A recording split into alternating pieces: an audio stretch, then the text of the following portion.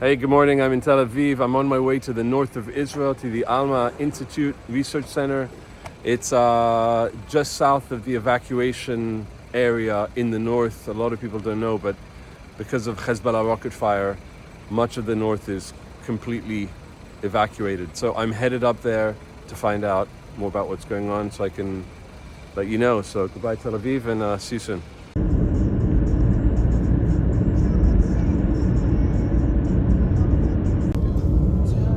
So a lot of people don't understand, but we're just all intertwined, all the Arabs and the Israelis on the way up to the north. So we just got to the Alma Research and Education Center up here. And basically what it is, it's an institute that teaches people about the security challenges on the northern border. And there are plenty of them, which you might not know about. And I'm going to try and show you what's going on.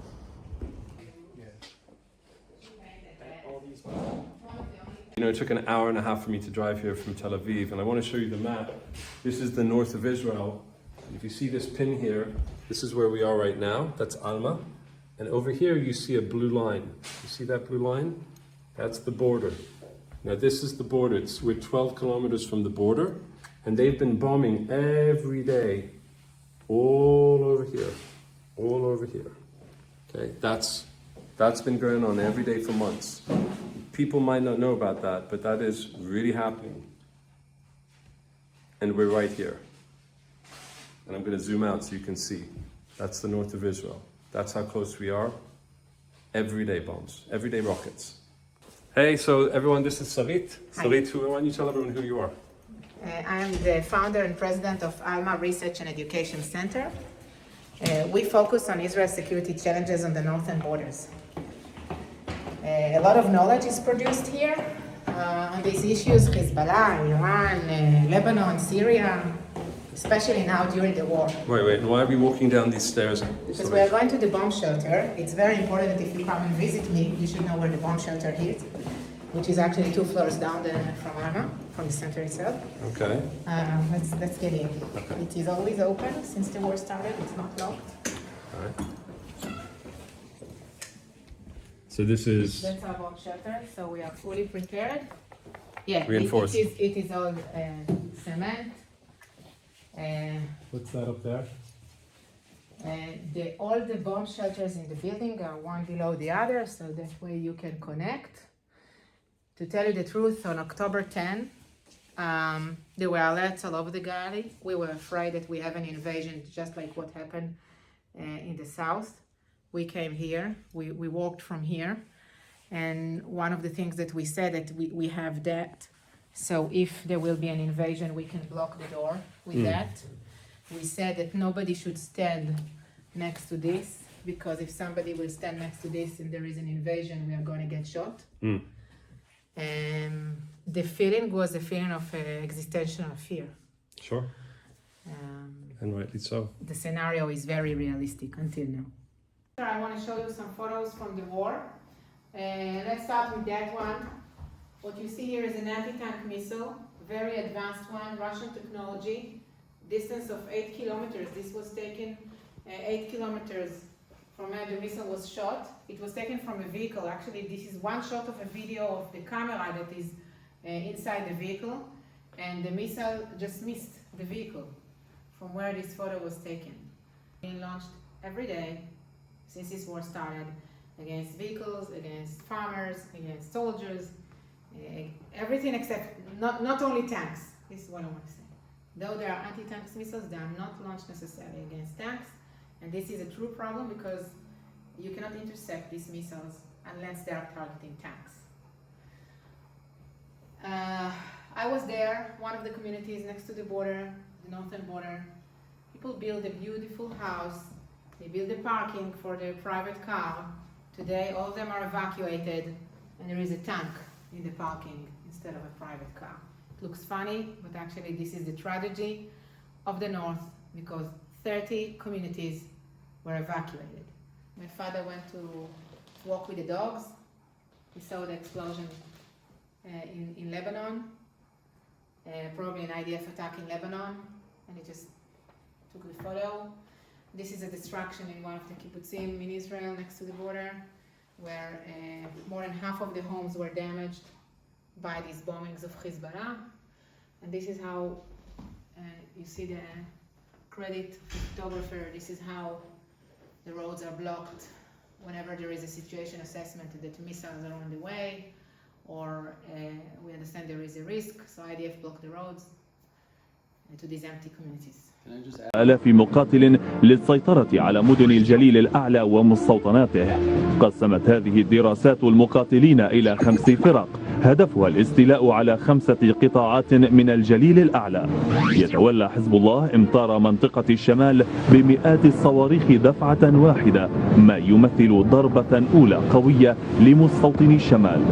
وتتقدم بعدها الفرق على النحو الآتي: الفرقة الأولى تخترق نقطة الناقورة باتجاه الحدود وتجتازها نحو مستعمرة رش على طول 7 كيلومترات للاستيلاء على مدينة نهارية التي تقع على البحر الأبيض المتوسط ويسكنها 55 ألف إسرائيلي، حيث يرجح أن تجري السيطرة عليها بالنار في المرحلة الأولى، ما يجعل من ساكنيها رهائن يصح استخدامهم دروعا بشرية. Okay, Sarit, so you know what was interesting is that I just learned that Hezbollah has 10 times the amount of firepower as Hamas. 10 times more than Hamas. That's scary. It is. The capability of Hezbollah is to launch thousands of missiles every day to Israel if they fully use their capabilities. And there was one other thing that fascinated me. Sorry that my mouth is full. Is we saw a video that you showed which shows basically the Hezbollah attack, which actually mimics the Hamas attack, but the Hamas attack of them coming over the border while they're firing rockets.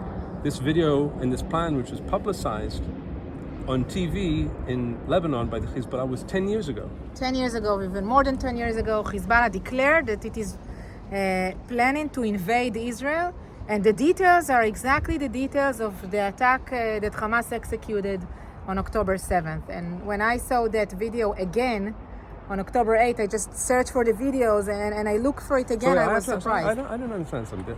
10 times more powerful. They have missiles that can reach the south of Israel. They've already planned this. Why the fuck is no one talking about this?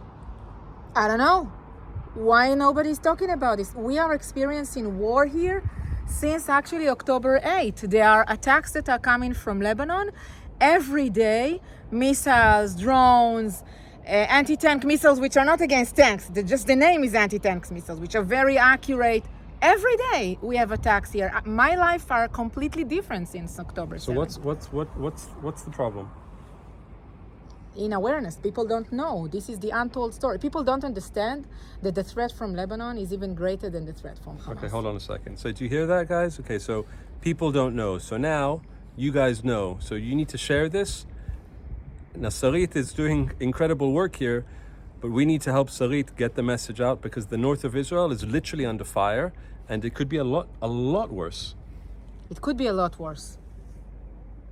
We are personally afraid for our lives here because we know that Hezbollah was prepared for an invasion, and for some reason, Hamas was the starting maneuver, if you like, okay?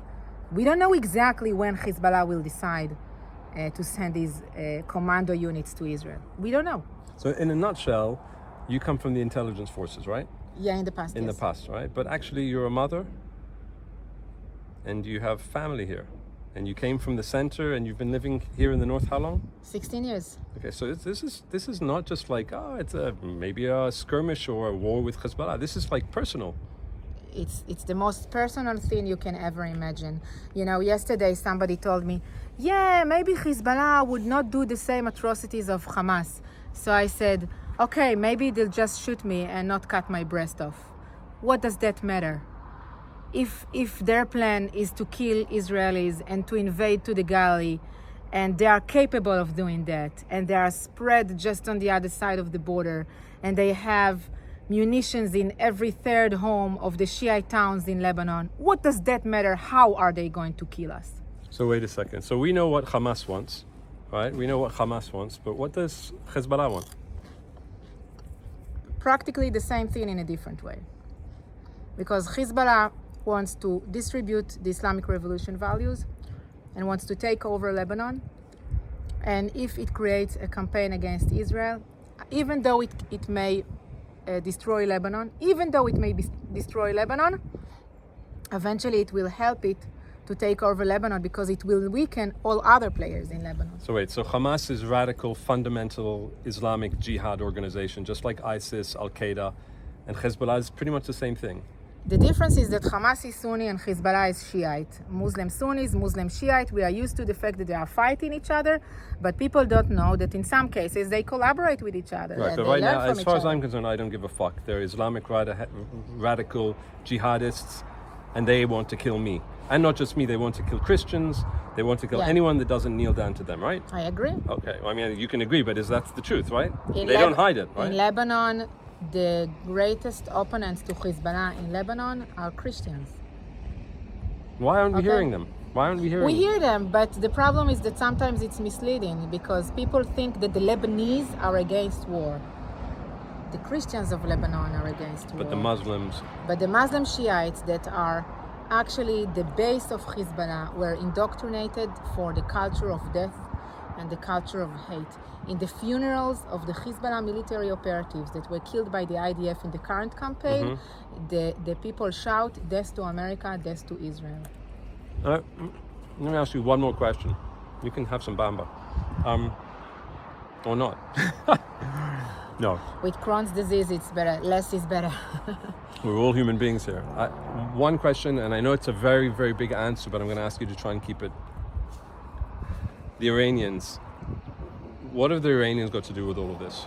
First, I want to emphasize it's not the Iranian people, it's the Iranian Ayatollahs. And the Iranian Ayatollahs are following the Islamic Revolution ideas and values, which the main idea is to spread these values all over the world, these values of complete loyalty to the supreme leader of Iran, these values of radical interpretation of the Shiite Islam. And this is being done as we speak, not only in the Middle East, but elsewhere in Europe and in the United States. They establish mosques that educate the children to the same values.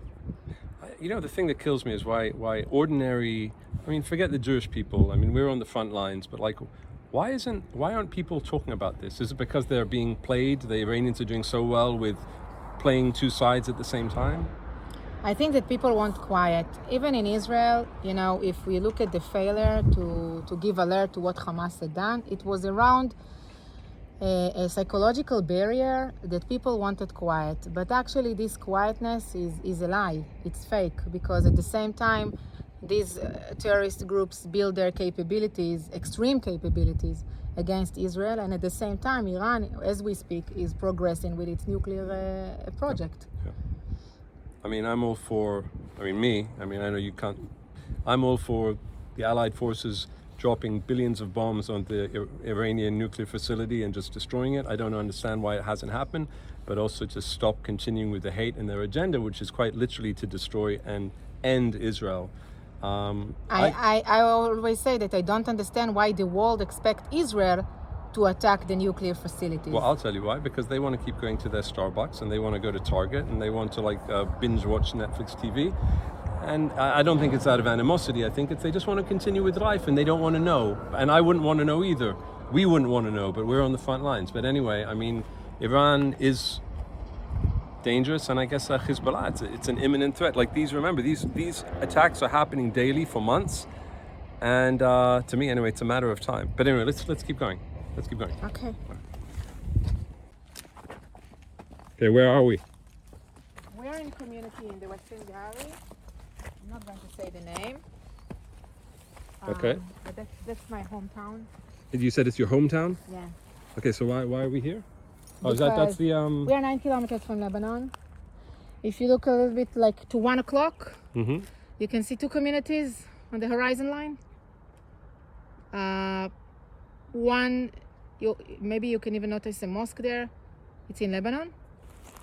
And the other one with the red and white antenna, it's in Israel, and it is being bombed every day by the community from the left. Sorry, we're around 12 kilometers from the border, or a little closer? Here it's 9 kilometers. 9 kilometers. So all of these buildings here... This is Israel. This is Israel. So, for example, that town that you can see over there, That's evacuated, right?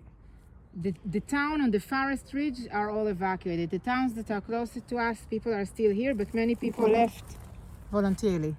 Because we see the war, we hear the war. Yesterday I was here. Yesterday morning I was here, and all of a sudden we see 3 mushrooms of smoke just coming from over there. This was an IDF attack in Lebanon.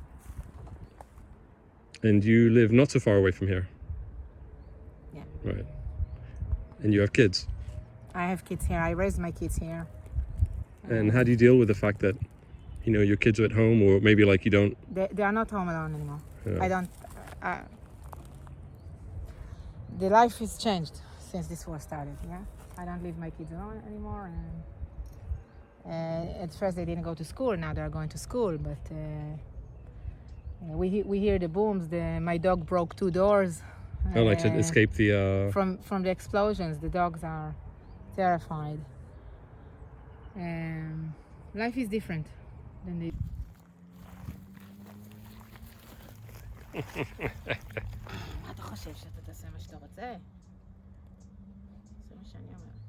Okay, so Sarit, where are we going?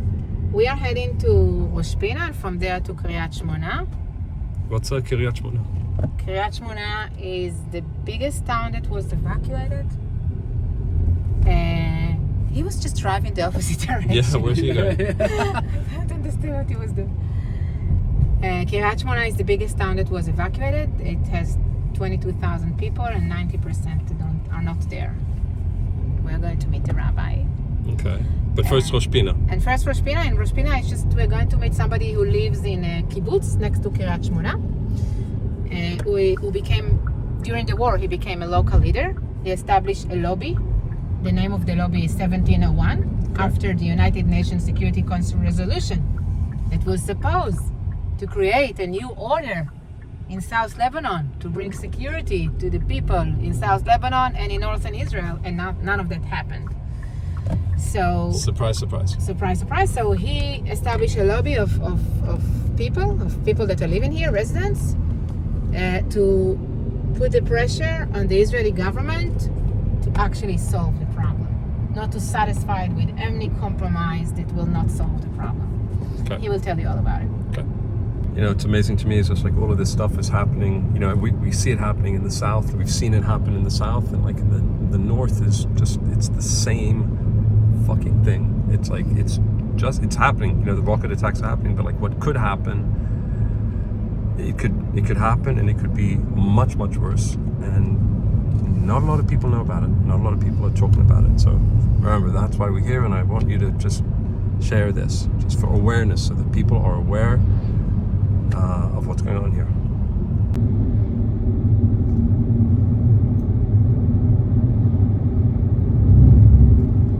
What's that flag? Where are we? We are in Khorfesh. It's a Druze town. You can see Israeli and Druze flags all over the town. It's a town of heroes. What are the Druze? For people that don't know. It's a small religious sect in the Middle East that departed from Islam 1,000 years ago. Wherever they live, they are loyal to the government, to the local government. So the Druze in Israel are obliged to serve in the army. Look at that. Jawad Amer, the son in the right, he was killed in October 9. October 9th? Yeah, now during the war. And on top there are two others that were killed in the past years. So these are Israeli fallen soldiers in the past few years. That are not Jewish? No, Druze. Speak Arabic, their mother tongue is Arabic. It's amazing how many people don't know what this country is made of. Who's in our country? Who are the citizens? We have 100,000 Druze in Israel and 30,000 more in Golan Heights. In Golan Heights, they're not obliged to serve in the IDF, but we have good relationship with them.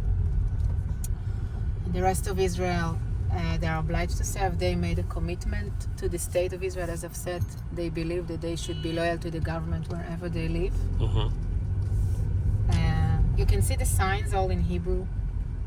Yeah, but so this is a Druze town? Yeah. So we just got an announcement, a notification that a Nuntet, which is an anti-tank missile, was just fired on Kiryat Shmona, which is where we're going. So that's why we have some helmets and bulletproof or shrapnel-proof vests in the back, but that's where we're going. And the problem with anti-tank missiles, as Sarit was explaining to me, is that there's some more Druze women, is that when you're in a tank and you have missiles, anti-tank missiles, then the tank can protect itself. It's got the technology, but they're using them against civilians, and you can't protect yourself against an anti-tank missile. But we're going anyway. So we just passed kibbutz Sasa. It's a regional school in kibbutz Sasa. Kibbutz Sasa is evacuated. It means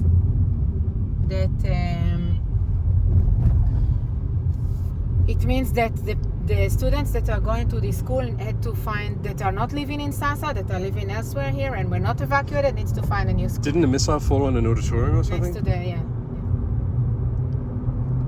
And right now we're kind of like, we're on the other side of the kibbutz. So one side is facing Lebanon and the other side is facing Israel. And the so side that's that's why we facing can drive Lebanon, here. we can't, there are military closures there, we can't go on that we side. Can't go. Well, we can go, but we are risking our lives. Yeah, let's not do that. Yeah, we had to stop for lunch. 20 minutes from Hezbollah. Yeah, 20 minutes.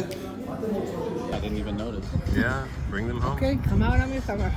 Okay. Okay, just finish the coffee. So, Fine. Café Shachor, that's the Israeli way to do it. how many people are left?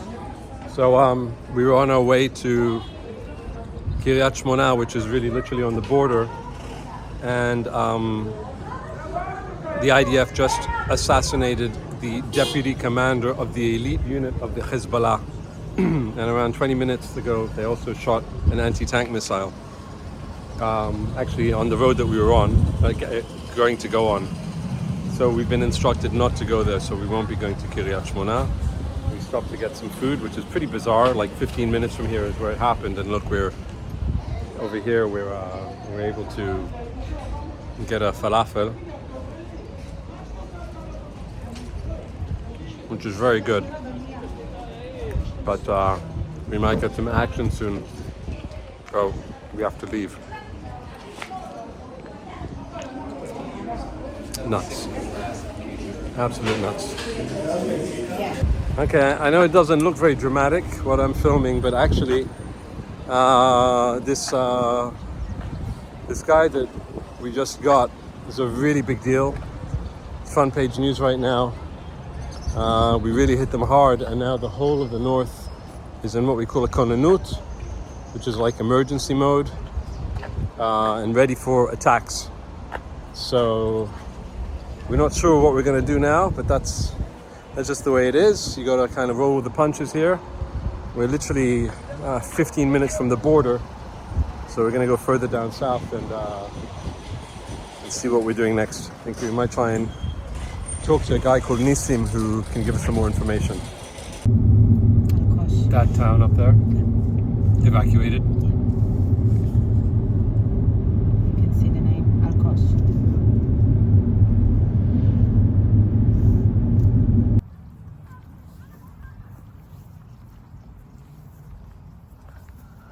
So we were going to go to Kiryat Shmona, and then there was an attack, as you know, but we've met up with Nissan. Nissan is joining me. Nissan lives in Kfar Giladi, which is literally on the border with Lebanon, and I know he has a story to tell. So yeah, so Nissan Ze'evi from kibbutz Kfar Giladi.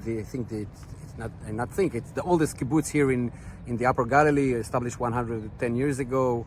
In a very complicated situation. From one side, my family have been evacuated 3 months ago and became refugees in their own land. In the other side, I'm in the IDF reserve. what do you mean refugees in your own land? 3 months ago, the government decided to evacuate all the communities that near to the border. Since then, my family, my beautiful wife, my 2 boys live in a temporary place near the Kinneret. Didn't see their house for more than 3 months, and all of that because of the threat of Hezbollah. They're shooting rockets on civilian houses, civilian targets. And how many people have been made refugees in the north, not just Kfar Giladi? So right now there is more than 80,000 refugees. 80,000 people. You don't hear about that, guys. Yeah, and it's something that never happened before in the history of Israel, even not in the independent war. And it's a real challenge, not only for Israel but also for the families. And we can feel that there is pressure from the international community to go and do another ceasefire, another diplomatic solution.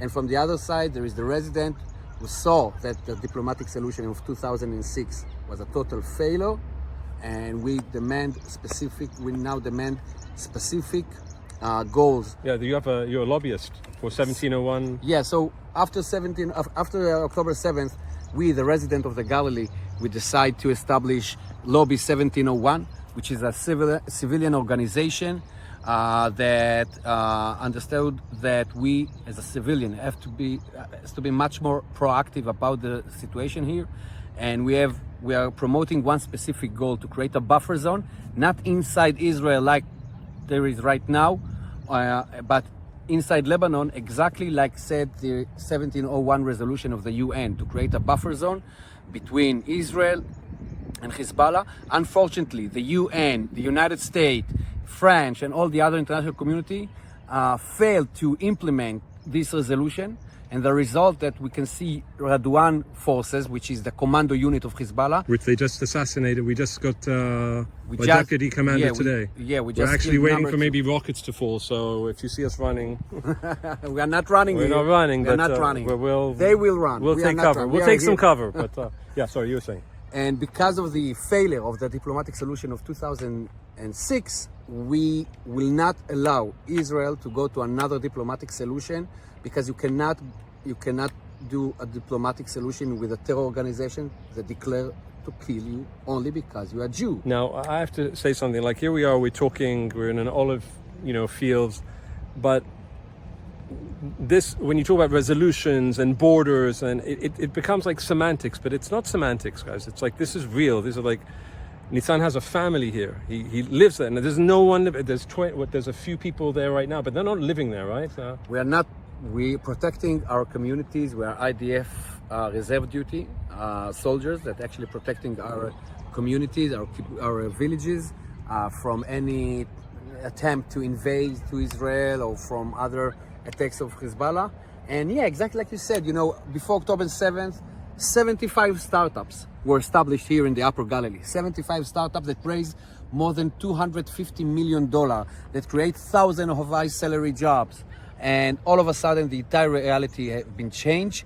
And after what we saw happen in the south, we all understood that it's our duty as a resident of the Galilee, to make sure that we are coming back to a different reality. We don't mind to be another 100 days in as refugees, as I mentioned, but we are demanding to change the reality, which means a safe zone at least till the Litani River, which is 15 kilometers inside Lebanon.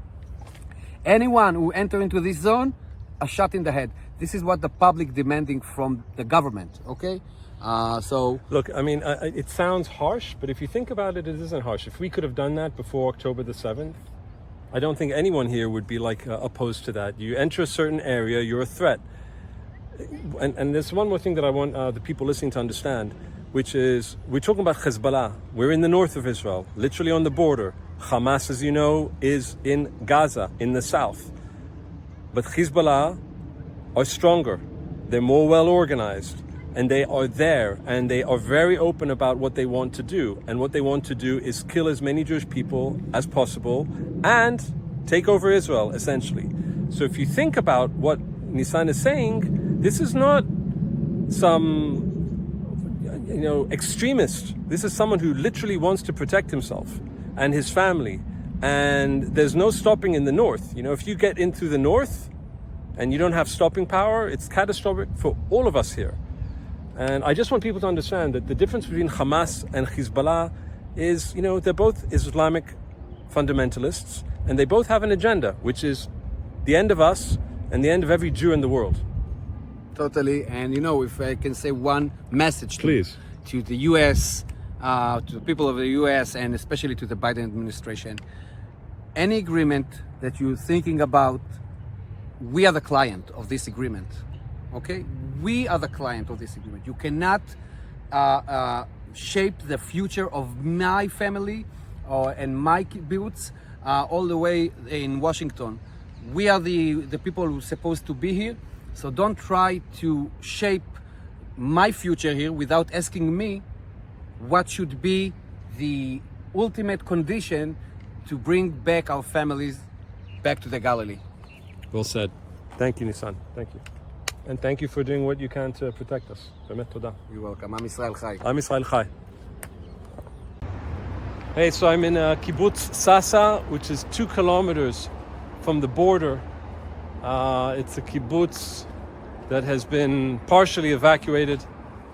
And on Saturday, Hezbollah attacked and succeeded in hitting with around 40 missiles, 40 rockets. And you can see there's a mountain over there. And at the top of that mountain is a base. And they succeeded in damaging the base. And yeah, like around 40 rockets. So we're right in the danger zone, but people are continuing to live here and to function under enormous pressure. And again, we just took out, the IDF just took out the deputy of the second in command of the Hezbollah elite unit. So I don't know, we're waiting for some action here, but just want to show you kind of where we are. Kibbutz Sasa, S-A-S-A. You can look it up. By the way, you're probably wondering about the vest and the helmet. So this vest is not good for. It's not bulletproof, but it's for shrapnel, and this is a very strong helmet. Because we're so close, I'm here with someone else. We're not taking any chances, and we're just wearing them. But yeah, it's not a ceramic vest. It's just it won't stop bullets, but it's apparently good for shrapnel. But let's hope none of that happens. So what was that we just heard? I don't know. No, what was it? שאלת Rachel, what was that boom? That was us or them? מה?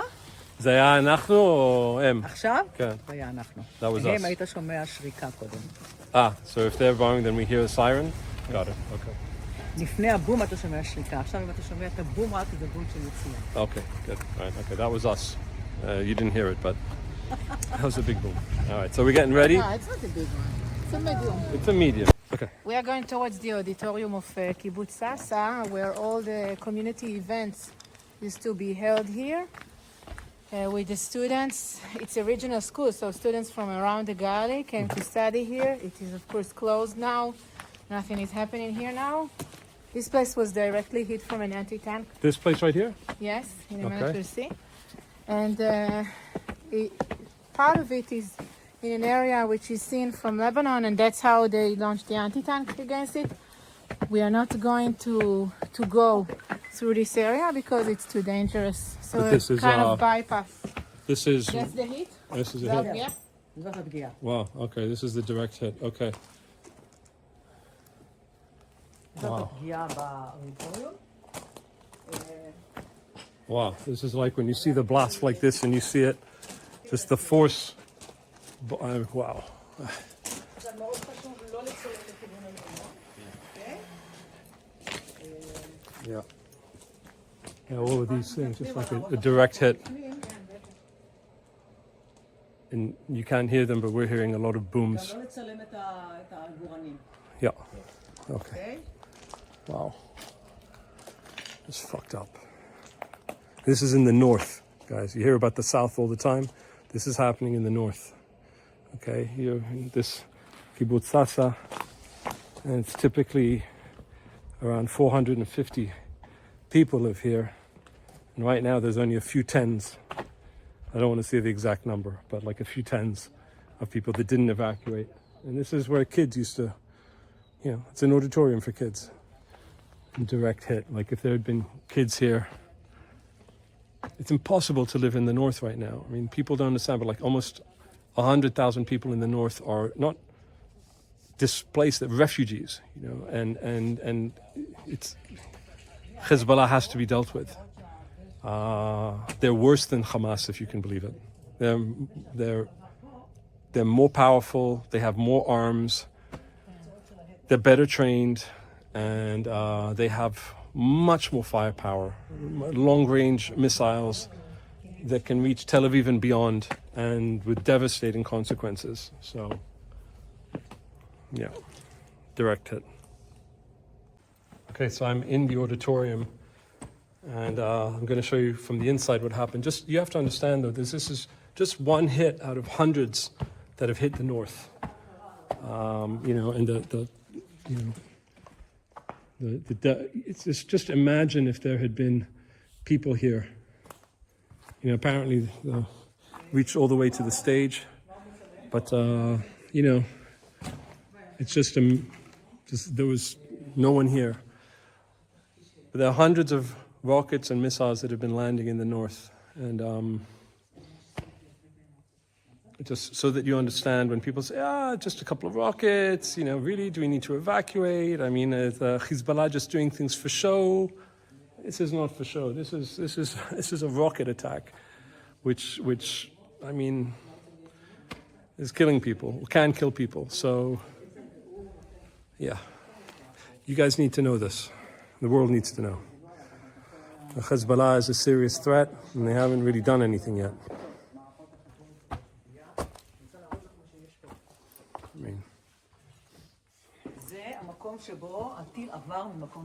Yeah, I went through the wall. כן. Oh.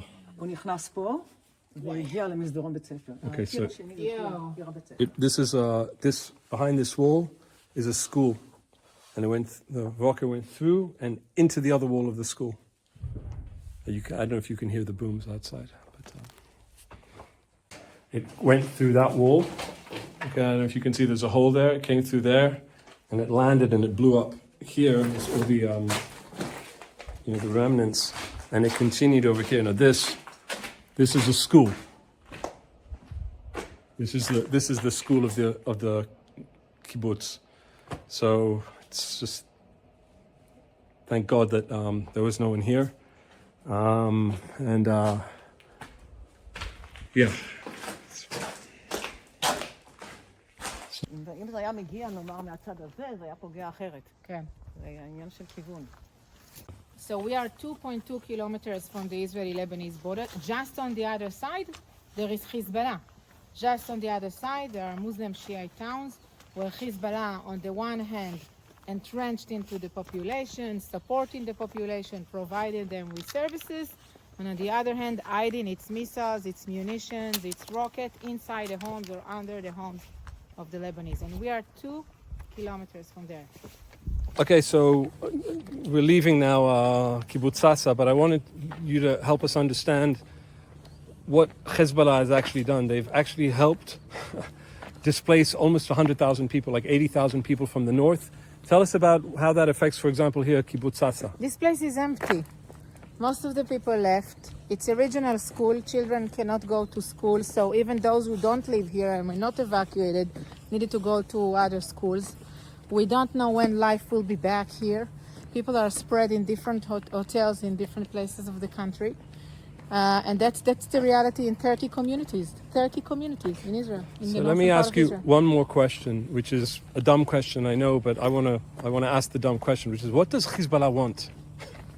This. What? Hezbollah. What do they want? For Hezbollah, the situation that was created here, it's a win-win.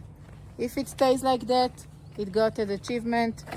Israel created a security zone inside Israel. People cannot go back to their homes. So we actually want to push the security zone into their territory. He wants to destroy the state of Israel. It doesn't mean that he wants to do it in one day, okay?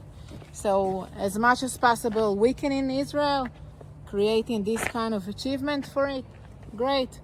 If it will deteriorate into war, okay, this is the interest of Hezbollah at first place, to drag us to attack Lebanon, and then everybody will blame us. Lebanon will be distracted. Hezbollah will be capable of taking over Lebanon. There will be damages in Israel. It doesn't care. This is something that everybody needs to remember. Hezbollah doesn't care about human life. Doesn't care. Hezbollah only cares about Hezbollah and distribution of the Islamic Revolution values. That's it. Let me ask you one more question before we go, and thank you so much for everything that you've been helping us with today, which is, I want you guys to be aware of what Sarid actually does. Please tell us, like in 30 seconds, your organization and what they do, so that people can look you up. So, Israel-Alma.org. This is where you can find all the information about Hezbollah, Iran, Syria, Lebanon, all the security challenges that we are facing here up north. And that's actually my life mission, to provide accessible knowledge about Israel's security challenges on the northern borders. Sweet. Thank you. Okay, guys. Thank you. See you soon.